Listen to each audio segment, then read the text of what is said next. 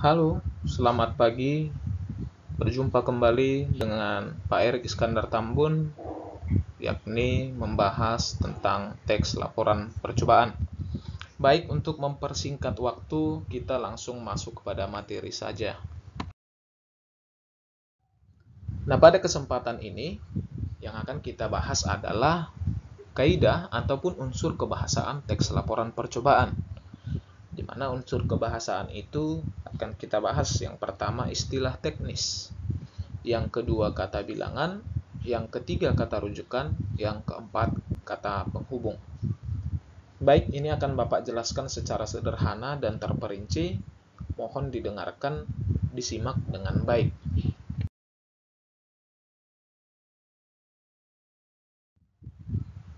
Baik, materi yang pertama, kaidah yang pertama adalah istilah teknis.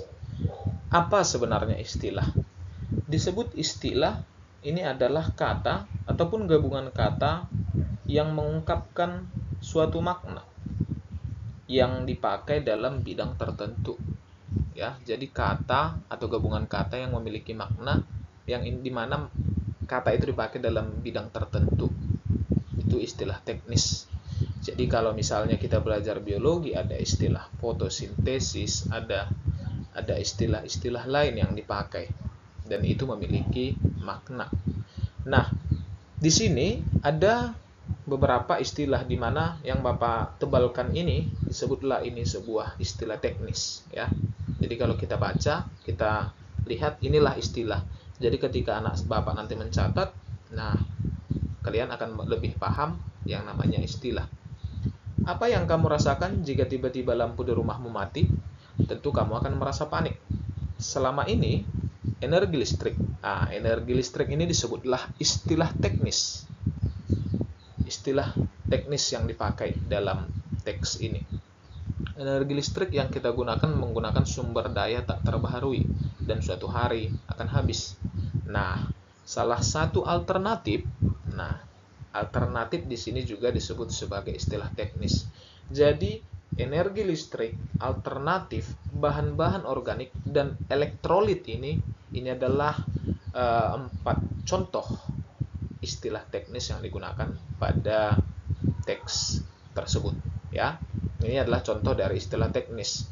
Mudah-mudahan kalian paham, kalian mengerti seperti yang Bapak katakan tadi, ada istilah fotosintesis di dalam pelajaran biologi, ada istilah silem, ada istilah floem. Nah, itu adalah istilah-istilah biologi, ya. Selanjutnya kita masuk ke kata bilangan, ya. Kita masuk kepada kata bilangan. Kalau disebut kata bilangan, ini ada juga istilahnya dalam bahasa Indonesia. Istilahnya disebut numeralia. Jadi kata bilangan ataupun numeralia ini adalah kata yang menyatakan jumlah benda ataupun urutan dalam suatu deret. Ya, Bapak ulangi. Numeralia atau kata bilangan adalah kata yang menyatakan jumlah benda ataupun urutan dalam suatu deretan. Jadi karena ini adalah suatu urutan atau menyatakan jumlah suatu benda, dia dibagi menjadi 2 bagian. Ada kata bilangan takrif, ini disebut kata bilangan tentu, ada kata bilangan tak takrif. Nah, ini juga sudah Bapak tebalkan, ya. Nah, kata bilangan takrif itu contohnya pertama. Pertama itu adalah urutan, ya, adalah urutan ataupun langkah. Ini disebutlah kata bilangan takrib atau kata bilangan tentu karena menyatakan urutan dari suatu deretan. Pertama, masukkan air hangat ke dalam gelas. Kemudian katanya, kemudian masukkan garam secukupnya dan aduklah. Pak, apakah kata bilangan itu bisa disebut pertama, kedua, ketiga? Ya, itu adalah kata bilangan takrif, ya. Nah, yang kedua adalah kata bilangan tak takrif. Berarti kata bilangan tak tentu. Kenapa? Karena kata bilangannya tidak bisa ditentukan. Kata banyak. Banyak ini tidak bisa kita tentukan atau tidak bisa kita ukur. Ya. Kalau tadi misalnya 1, 2 itu adalah kata bilangan takrif, kata bilangan yang bisa kita tentukan jumlahnya. Sementara kalau kata banyak, kita tidak tahu banyak ini apakah 5, apakah 10, apakah 100, kita tidak tahu. Itulah disebut kata bilangan tak takrif. Banyak benda di lingkungan kita yang masih belum optimal dalam pengolahannya. Itu penjelasan tentang kata bilangan. Kita lanjut. Berikutnya adalah kata rujukan. Sebenarnya kata rujukan ini sudah pernah dipelajari oleh anak kami di kelas 7 maupun kelas 8. Kata rujukan ini adalah kata yang merujuk kepada suatu benda. Boleh kita sebut di sana, boleh ini, itu sudah pernah Bapak jelaskan sebelumnya, dan tentu anak kami sebenarnya masih mengingat ya. Karena di dalam kalimat ini, di dalam kutipan ini, contohnya, setelah semua rangkaian disambungkan, lampu LED akan menyala. Hal ini menandakan bahwa terdapat arus listrik yang mengalir dalam rangkaian. Nah, hal ini menandakan bahwa terdapat arus listrik yang mengalir dalam rangkaian. Jadi hal ini tentu akan merujuk kemana? Nah, setelah semua rangkaian disambungkan, lampu LED akan menyala. Hal ini menandakan bahwa terdapat arus listrik. Maka sebenarnya hal ini adalah kata rujukan. Nah, yang merujuk kepada apa? Kepada suatu benda, yakni lampu LED menyala. Kalau dia menyala berarti terdapat arus listrik. Jadi mengarah kepada suatu objek ataupun benda. Selanjutnya adalah kata penghubung.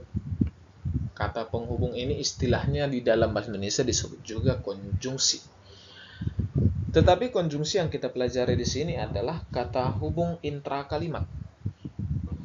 Konjungsi intrakalimat ini adalah kata yang menghubungkan antara induk kalimat dengan anak kalimat, atau disebut klausa induk dan klausa anak.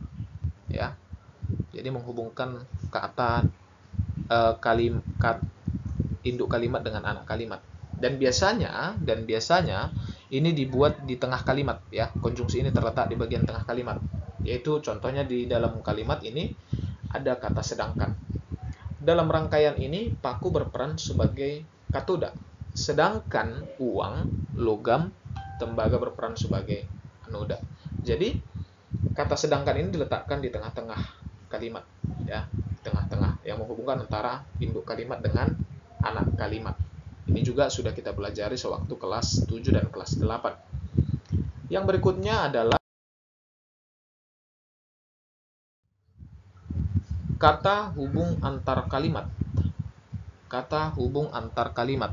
Kalau disebut kata hubung antar kalimat, ini adalah kata yang menghubungkan kalimat yang satu dengan kalimat yang lain. Ya, kata yang menghubungkan kalimat yang satu dengan kalimat yang lain. Ini contohnya adalah oleh karena itu adalah konjungsi antar kalimatnya. Selama ini energi listrik yang kita gunakan menggunakan sumber daya tak terbaharui dan suatu hari akan habis.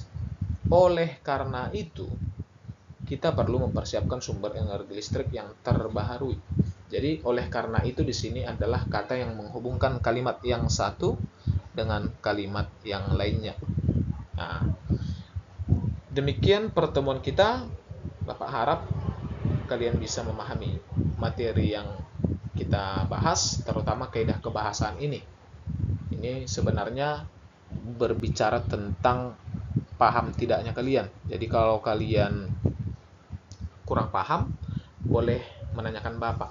Nah, untuk menambah wawasannya, di pertemuan berikutnya Bapak akan membagikan nanti mulai dari istilah teknis tadi, Bapak akan jelaskan satu persatu dan membuat materinya lebih banyak di modul selanjutnya. Jadi silakan dibaca, dipindahkan ke catatannya yang menurut kalian sangat penting. Sampai di sini pertemuan kita. Selamat pagi, salam sehat.